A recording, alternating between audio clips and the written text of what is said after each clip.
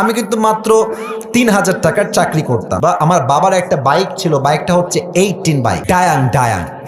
এত ঝাংড়ি বাইক আমি জন্মেও দেখি নাই। স্টার্ট দিয়ে এখান থেকে যাই 1 কিলো গিয়ে আবার বন্ধ হয়ে যায়, ওখানে গিয়ে আবার এমনে ঝুঁকাই, তেল আছে তাও চলে না। তবুও কোন মতে ঠেলে ঠুলে চালাইছি কয়েক মাস যাব। আচ্ছা, একটা পর্যায়ে গিয়ে এমন একটা অবস্থা হলো আমার পকেটের, যে তেল যে ভরবো বাইকে ওই টাকা আমার পকেটে নাই। তা আব্বাকে বললাম, আব্বা मैं माफ़ी भी मांगता हूँ, দোয়া भी मांगता हूँ, আমার দ্বারা এই বাইক আর চলবে না, তোমার বাইক তুমিই রাখো।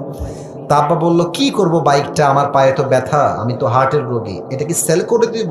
বললাম, বিক্রি করে দাও, আমি এটা বিক্রি করে সাইকেল কিনবো, সাইকেলের চাইতে ভালো হবে আমার জন্য। তো যাই হোক, বাইকটা বিক্রি করব ভাব, মানে এটা এইভাবে কখনো আমি আগে কোনো মাহফিলে বলি নাই, এতটা ব্যাখ্যা দিয়ে বলি নাই, আজকে বলছি বাইকটা বিক্রি করে দিব অভাবের জন্য। বাট বিশ্বাস করেন, সেই সময়টা প্রতিদিন তাহাজ্জুদ পড়তাম, প্রতিদিন আল্লাহকে বলতাম যে আল্লাহ তুমি আমাকে কবুল করো, আমার চেষ্টা কবুল করো। আর আমি দুইজনের ওয়াজ খুব বেশি শুনতাম, এক আজহারির ওয়াজ শুনতাম খুব বেশি, আর একজন আমি আল্লামা দেলোয়ার হোসেন সাঈদীর ওয়াজ খুব বেশি শুনতাম সেই সময়ের কথা। It has been 3 years or maybe 4 years back, 3 বা 4 বছর আগের কথা।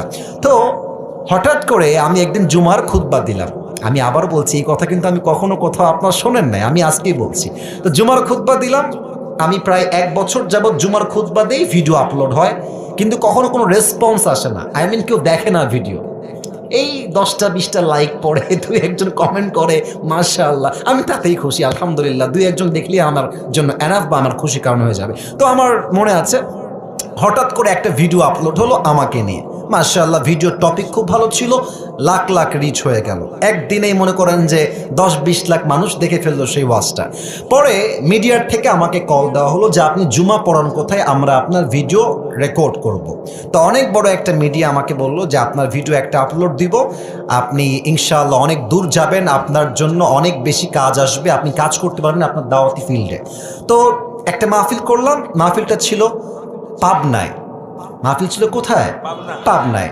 তো পাবনায় গেলাম, আমি হলাম 3 নাম্বার বক্তা, দ্বিতীয় বক্তা না, 3 নাম্বার। তো আমাকে যখন ওয়াজে দেওয়া হলো, দ্বিতীয় বক্তা খুবই রাগ, আমার টাইমটা তাকে কেন দেওয়া হচ্ছে, ওকে তো দিয়ে কাজ হবে না, ওকে নামান, একে দিয়ে কাজ হবে না, এটা 3 বছর আগের কথা, বেশি না, 3 বা 4 বছর আগের কথা। তো আমি ওয়াজ শুরু করলাম, কি বলবো, নিজের কথা বলছি না, বা এটা আল্লাহর রহমত বলছি বলতে পারেন। আমি আধা ঘন্টা ওয়াজ করেছি, প্রত্যেকটা যুবক, আমি নেমে গেছি ওরা উঠে গেছে, মানে এই হুজুরকে আমরা ছাড়বো না, নেমে গেলাম, সেটা আপলোড হলো ইউটিউবে।